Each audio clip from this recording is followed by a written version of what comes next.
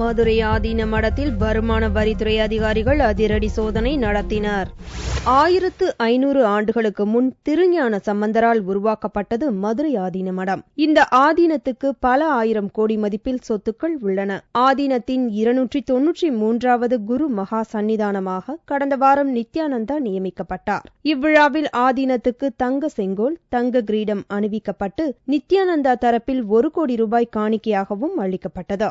மதுரை ஆதீனத்துக்கு பல கோடி ரூபாய் பரிமாற்றம் செய்யப்பட்டுள்ளதாகவும் தகவல்கள் வெளியாயின. மதுரை ஆதீனத்தின் குரு மகா சன்னிதானமாக நித்யானந்தா நியமிக்கப்பட்டதற்கு பல்வேறு தரப்புகளில் இருந்தும் கடும் எதிர்ப்பு நீடித்து வரும் நிலையில் வருமான வரித்துறை அதிகாரிகள் மதுரை ஆதீன மடத்தில் அதிரடியாக திடீர் சோதனை மேற்கொண்டனர். சோதனையின் போது நகை, பணத்துக்கு முறைப்படி வருமான வரி கட்டப்பட்டுள்ளதா என்பது குறித்து வருமானத்துறை மதுரை மண்டல துணை இயக்குநர் சுந்தரேசன் தலைமையிலான குழுவினர் ஆய்வு நடத்தினர். இந்த சோதனை அரசியல் காழ்ப்புணர்ச்சி காரணமாக நடத்தப்பட்டதாக நித்யானந்தாவின் சீடர்கள் குற்றம் சாட்டியுள்ளனர்.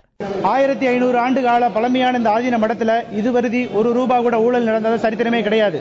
அப்படிப்பட்ட நிர்வாகம் பண்ணுகிற அருணகிரிநாதர் நடத்துகிற இந்த மதுரை ஆதீனத்தை ஒரு தவறான ஒரு அபிப்பிராயத்தோடு இவங்களை ஆதீனத்துக்கு கெட்ட பேர் உண்டாக்கும் நோக்கத்தோடும் பரமஹம்சர் நித்யானந்தா அவர்கள் இங்கே 293வது மகா சன்னிதானமாக பொறுப்பேற்றிருந்தார் என்ற அந்த விஷயத்தை தாங்க முடியாம இதனால ஆசிரம சொத்துக்கள் எல்லாமே அவங்களெல்லாம் கைப்பற்றி போடுவாங்க நினைச்ச ஒரு தவறான அபிப்பிராயத்தில் இது மத்திய அமைச்சராக இருக்கிற பழனிவேல் மாணிக்கம் அவர்கள் தான் இது முழு தூண்டுதலோட செஞ்ச விஷயம்.